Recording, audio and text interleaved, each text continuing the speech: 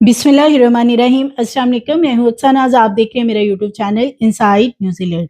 अदाकारा व मॉडल नादिया हुसैन, जिन्होंने इंडस्ट्री में बहुत काम किया है, बड़े बड़े फैशन शोज़ के अंदर वो पार्टिसिपेशन करती हैं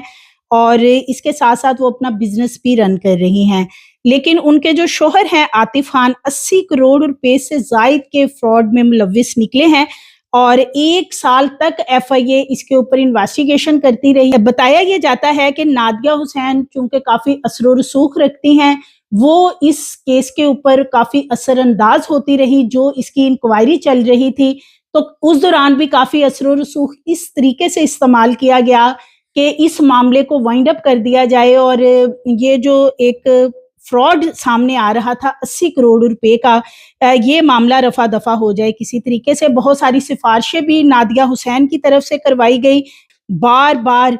मुख्तलिफ जगहों से अपने सोर्सेज के जरिए नादिया हुसैन ने अप्रोच भी करवाया कि इनके शोहर को किसी तरीके से रिलीफ मिल जाए। लेकिन जाहिर है दूसरी तरफ 80 करोड़ रुपए का मामला और फिर बैंक अल्फला के हवाले से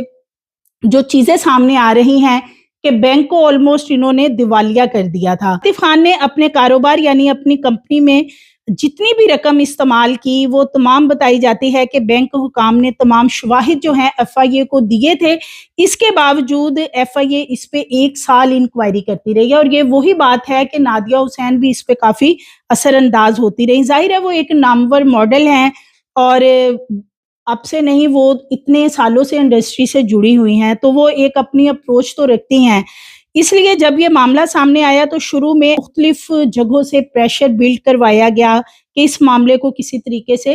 ऐसे ही रफा दफा कर दिया जाए, जैसे कि उनके शोहर चाह रहे थे कि पहले भी उन्होंने खुर्द बुर्द के मामला कर तो लिए थे, लेकिन फिर उन्होंने जाली चेक के जरिए कुछ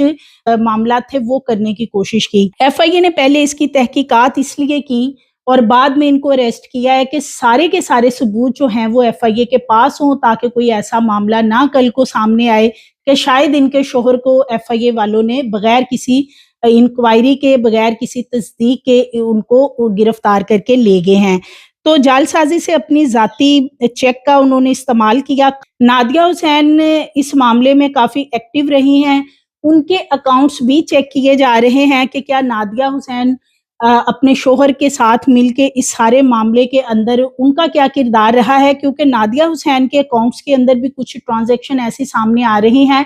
जिनसे ये नजर आता है कि जैसे नादिया हुसैन को इस सारे मामले का पता था, उनको मालूम था कि उनके शोहर क्या कर रहे हैं और एक बैंक के साथ वो इतना बड़ा फ्रॉड कर रहे हैं। लेकिन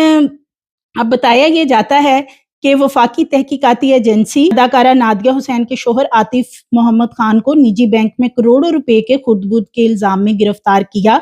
जब उनको गिरफ्तार करने के लिए पुलिस इनके घर पहुंचती है तो वहां पे भी काफी एक माहौल ऐसा बनाया गया कि जो गिरफ्तारी है आतिफ मोहम्मद खान की तरफ से वो ना दी जाए। एफआईए की तरफ से जो एक इंक्वायरी रिपोर्ट मुकम्मल की गई है उसमें उनका ये क्लेम करना है कि आतिफ मोहम्मद खान को 1 जुलाई 2015 को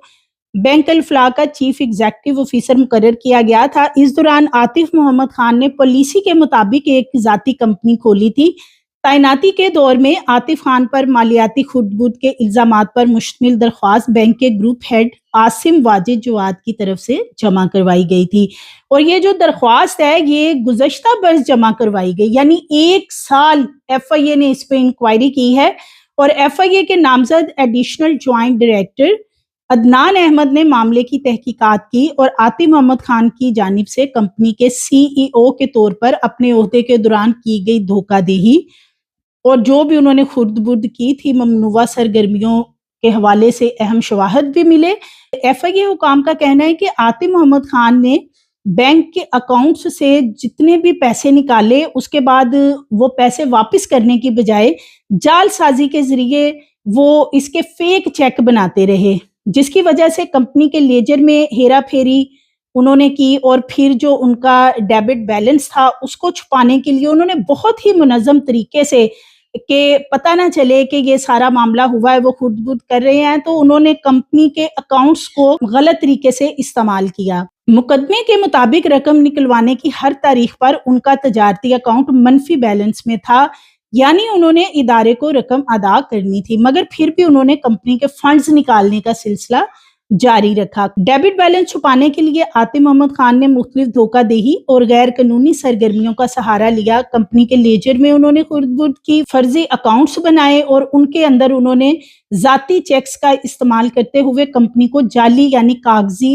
अदायगियां भी की। जैसे ही कंपनी के फंड खत्म होने लगे, आतिफ मोहम्मद खान को कंपनी के खातों में थर्ड पार्टी फंड मसूल हुए ताकि वो अपने ट्रेडिंग लेजर को इन फंड के साथ जमा कराएं, जो कि नाफिज ज़ाब्तों के मुताबिक एक ममनुआ और गैर कानूनी अमल है। ताहम ये रकम बाद में तीसरे फरीक को कंपनी के खातों से मार्कअप के साथ वापस कर दी गई। तफ्तीश के मुताबिक कंपनी के अंदरूनी खाते आतिफ मोहम्मद खान के लेजर की जांच पड़ताल के तहत अब तक कंपनी के बैंक खातों में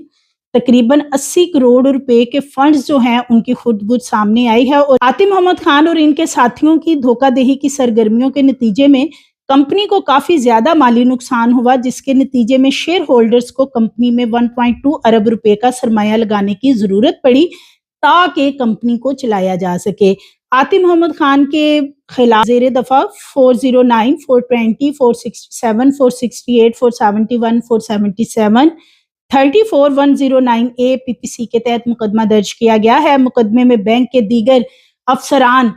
इनके साथ मुलविस है, यानी ये अकेले नहीं हैं 80 करोड़ रुपए की खुर्द-बुर्द में, बल्कि इन्होंने अपने बैंक का बाकी अमला भी, खुद तो ये सीईओ थे, इन्होंने बाकी अमले को भी इसमें साथ मिलाया। उसके बाद ये सारा इन्होंने गबन किया है जो बैंक के अंदर किया है। नादिया हुसैन और आतिफ खान की शादी 2003 में हुई थी और इनके 4 बच्चे हैं। नादिया हुसैन बड़े अरसे से इंडस्ट्री में काम कर रही हैं, अपना भी बिजनेस वगैरह कर रही हैं और नादिया हुसैन के अकाउंट्स चेक किए जा रहे हैं कि उनके अंदर भी एफआईए का ये कहना है कि कुछ ऐसी ट्रांजैक्शन हुई हैं करोड़ों रुपए की कि जिनका कोई प्रूफ इनके पास नहीं है, क्योंकि नादिया हुसैन अपने आप को ज़ाहिर है वो मॉडल एक्ट्रेस वगैरह जिस तरह शो करती हैं,